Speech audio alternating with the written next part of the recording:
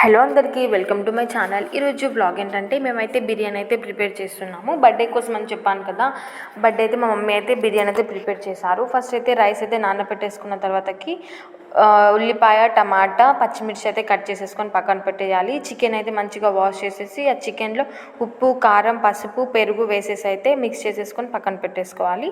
పక్కన పెట్టేసుకున్న తర్వాత ఒక బాండీలో అయితే ఉల్లిపాయ, పచ్చిమిర్చి వేసేసి కొంచెం ఆనియన్స్, హోల్ గరం మసాలా కూడా వేసేసి అయితే మొత్తం మిక్స్ చేసేసుకోవాలి. మొత్తం అల్లం వెల్లుల్లి పేస్ట్ అయితే మొత్తం మంచిగా ఫ్రై అవ్వనివ్వాలి. ఫ్రై అయిన తర్వాతకైతే మనం చికెన్లో అయితే కొంచెం అల్లం వేయడం మర్చిపోయాను. అల్లం అయితే వేసేసి మొత్తానికైతే కలిపేసుకోవాలి. మొత్తం చూడండి, లెగ్ పీస్ అయితే ఉంది. నెక్స్ట్ ఇంకా ఈ మొత్తం అయితే ఆనియన్స్ అయితే ఫ్రై అయిపోయాయి. ఫ్రై అయిన తర్వాతకి ఈ చికెన్ అయితే అందులో వేసేయాలి.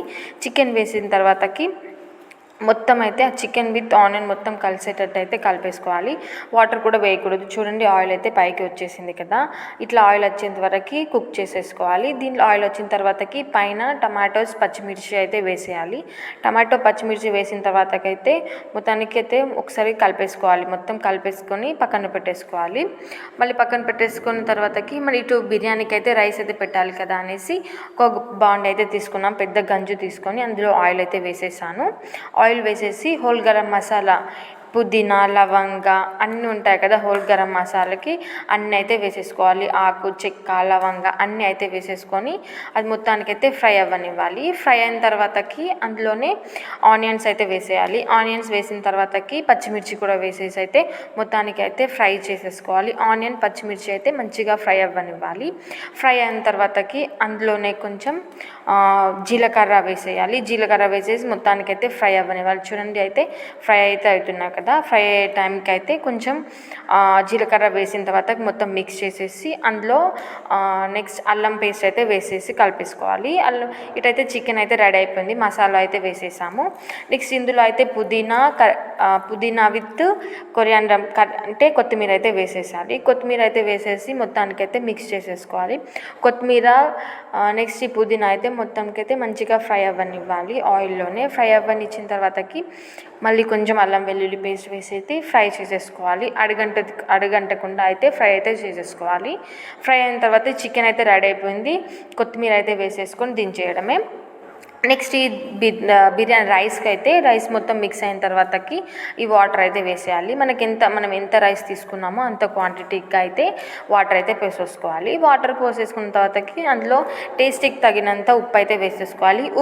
కొంచెం అయితే ఉప్పు వేసిన తర్వాతకి వాటర్ అయితే టేస్ట్ చేయండి. వాటర్ అంటే ఉప్పుగా ఉండాలి. కొంచెం సముద్రపు నీళ్ళలాగా అయితే ఉండేసేయాలి. పక్కన అయితే పెట్టేసుకోవాలి. అదంతా ఎసరు అయ్యే టైంకి అయితే ఇటు పక్కన అయితే బియ్యం అయితే కడిగేసుకోవాలి. బియ్యం అయితే పక్కన పెట్టేసుకోవాలి. వాటర్ అయితే వంపేయాలి. వాటర్ వంపేసి అయితే ఒక బౌల్లో అయితే పెట్టేసుకొని ఉంచుకోవాలి. చూడండి, మా వాటర్ అయితే మరుగుతున్నాయి కదా, వాటర్ మరిగే సమయంలో అయితే ఈ రైస్ అయితే మొత్తం అయితే వేసేసుకోవాలి. రైస్ అయితే వేసేసుకొని అలా కొంచెం లైట్గా అయితే తిప్పేసుకోవాలి. మరి అంత తిప్పకుండా లైట్గా అయితే తిప్పేయాలి. ఎందుకంటే రైస్ ఇంతసేపు నాని ఉంటుంది కాబట్టి విరిగిపోతుంది అనేసి అయితే కొంచెం రైస్లో అయితే వాటర్ విత్ రైస్ కలిసేంత వరకు అయితే కలిపేసుకోవాలి. కొంచెం కలిపేసుకొని మళ్ళీ క్యాప్ పెట్టేయాలి. క్యాప్ పెట్టేసి వాటర్ అయితే మరుగుతున్నాయి. వాటర్ మొత్తం మరిగిన తర్వాతకి మరిగే సమయంలో ఒకసారి క్యాప్ తీసేసి వాటర్ అన్నీ ఇంకిపోయేంత వరకు అయితే చూసుకోవాలి. మనమైతే చూడండి, మొత్తానికైతే ఇలా అయితే వాటర్ అయితే వేసేసి కలిపేసాము. తర్వాతకైతే వాటర్ అన్నీ ఇంకిపోయేంత వరకు వెయిట్ చేయాలి. క్యాప్ అయితే పెట్టేసి చూడండి, వాటర్ అయితే ఇంకిపోయాయి. అన్నీ వాటర్ ఇంకిపోయిన తర్వాతకి ఇందులో కొన్ని రైస్ అయితే తీసేసుకొని పక్కన పెట్టేసుకోవాలి. కొంచెం రైస్ అయితే తీసుకొని పక్కన పెట్టేసుకొని మనం ఇంతసేపు చికెన్ కర్రీ చేసాం కదా, ఆ చికెన్లో అయితే కొన్ని రైస్ పక్కన పెట్టేసి చికెన్ కర్రీ అయితే మొత్తం అయితే వేసేసుకొని చక్కగా మనం బిర్యానీ ఎలా గార్నిష్ చేసామో అలా అయితే చేసేసుకొని మళ్ళీ ఒక రైస్ ఉంది పక్కన తీసేసాం కదా, ఆ రైస్ అయితే వేసేసి మొత్తానికైతే కలిపేసుకున్న తర్వాతకి చూడండి, ఇప్పుడు ఒక లేయర్ చికెన్ కర్రీ అయితే వేసేసుకొని చేయడమే. ఇలా అయితే రైస్ వేసేసుకొని మొత్తానికి స్ప్రెడ్ చేసేసి మళ్ళీ కొంచెం కర్రీ మిగిలితే పైన వేసేసి పుదీనా, కొత్తిమీరతోనైతే పైన అయితే గార్నిష్ చేసేసి అయితే దమ్ అయితే పెట్టేయాలి. ఎలా అంటే ఫస్ట్ అయితే కింద మనం చపాతీ చేస్తాం కదా, చపాతీ చేసేదాన్ని అయితే పెట్టేసుకోవాలి. స్టవ్ కింద అయితే పెట్టేసుకొని పైన అయితే ఒక బరువున్న వాటర్ బకెట్ ఇది ఉంటుంది కదా, అలా అయితే దమ్ అయితే పెట్టేసుకోవాలి.